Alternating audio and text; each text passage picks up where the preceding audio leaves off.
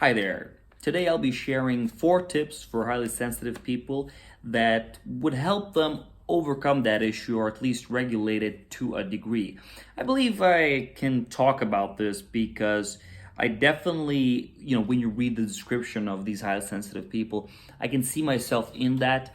I'm not saying I'm the most radically highly sensitive person, but I have experienced pretty much all of those symptoms or whatever of that condition, and I have lots of experience of dealing with that, and in many cases overcoming or at least regulating it to a degree where it becomes really tolerable. And what I'm going to share to you is going to be different from most of the advice, because I feel that most of the advice is pretty safety oriented. It's like, just avoid everything, just avoid loud noises, avoid crowds, avoid this, avoid that.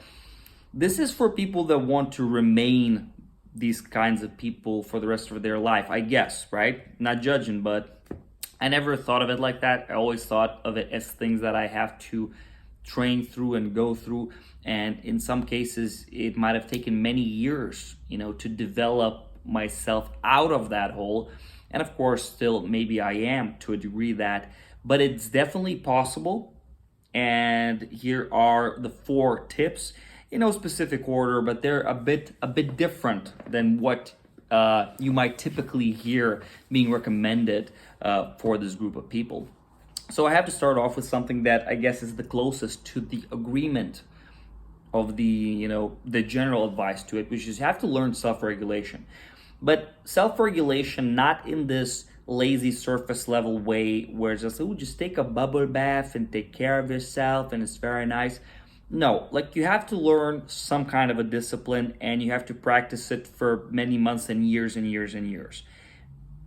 Probably meditation is a great choice. Breath work, yoga, tai chi, anything, qigong, whatever. Although these can have different purposes, I understand, but a lot of times they're also just used as a kind of a relaxation thing. They're extremely useful, and they're extremely useful because for whatever reason you have the sensitive system. Great, but now what you want to do is be able to relax, right, on command, or at least relax sometimes, or at least have that reference experience of you knowing that even though now you're overwhelmed, but you are kind of capable of relaxing. If you don't do that, you end up with a shitty situation where the only way that you can relax is, I don't know, maybe take some drugs or run away from the world, which sure, you need to do sometimes, maybe, but that shouldn't be your only resource. You should know that you are capable of doing it yourself, even if it's not like the only tool in the toolbox. But it gives you confidence because now you're like, oh, I can self-regulate myself without any externals, without no drugs, nothing, right? Even if it's not as intense as getting loaded on some, pharmaceuticals. But it's a deep confidence that you build, that you have this capacity. I'm very much on that. I've been meditating and doing all kinds of stuff for probably more than a decade right now, and I'd say it's one of the most important skills that I built, and it should be in every highly sensitive person's repertoire. Next, we're going to get into something more radical. Highly sensitive people are overwhelmed by crowds, by socialization, right, by loud noises, by all of that. Yeah, I know how that feels. You know how I dealt with it, or at least made it way better? I severely exposed myself to all of that, basically doing a kind of a exposure therapy for myself. Back then, I didn't even really know. It was one of the first things that I did.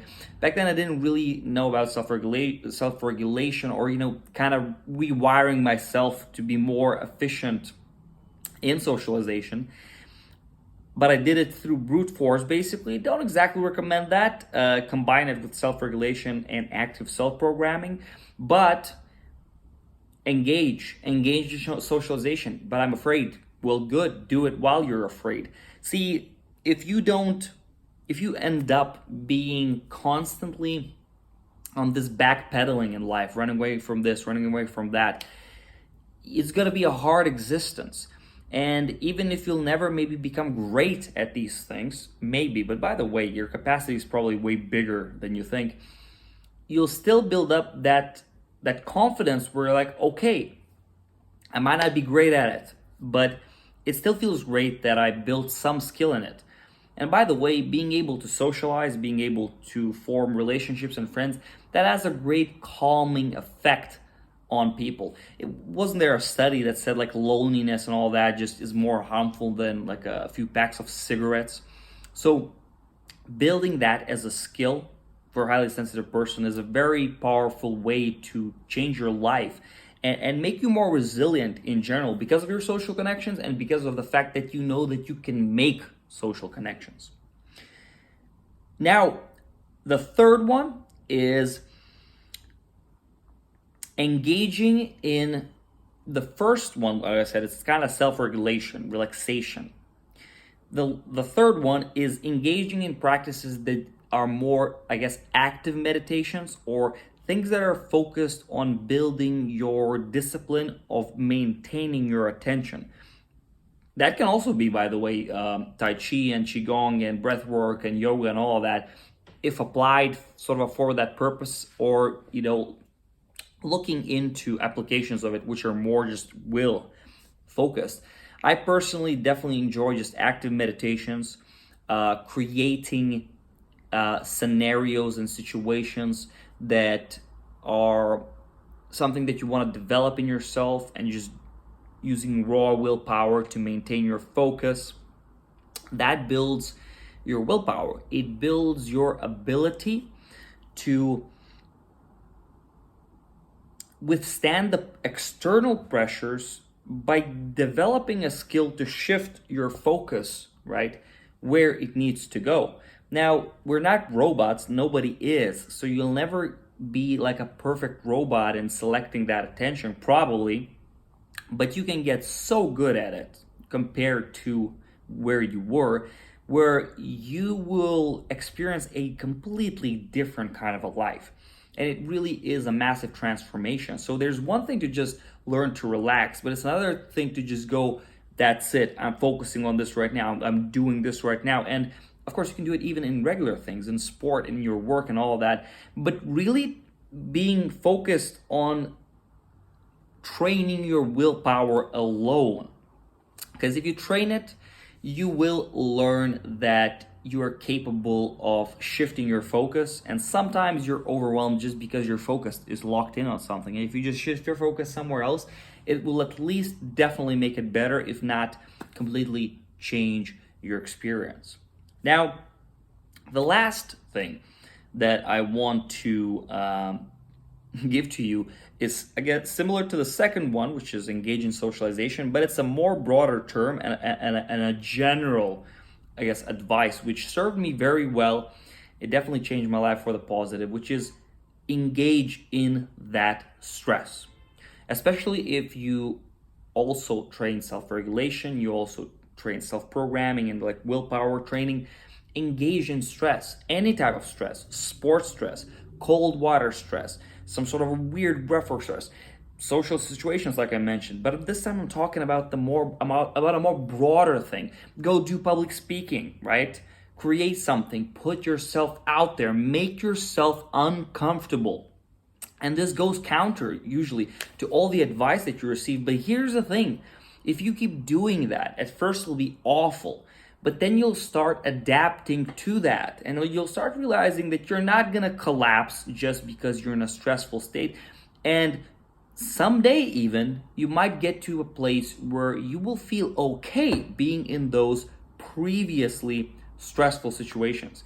And you know what? That's a way better life than trying to run away from your stress, trying to hide from all the stressors, and becoming very soft and weak and all of that. Engage in stress. Welcome it to the degree that you can. Don't do anything radically stupid, right? But your confidence zone here, just step out one step out of it. And the next day, maybe one little step out there. The progress that you can make in a year or two or a decade will be life-changing, and you won't even know yourself.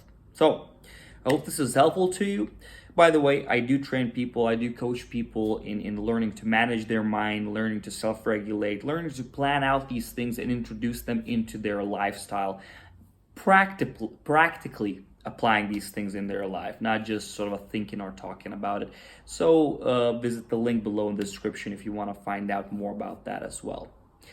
So hope this was helpful for you. Let me know if you have any other tips and tricks that you have for highly sensitive people, and see you next time.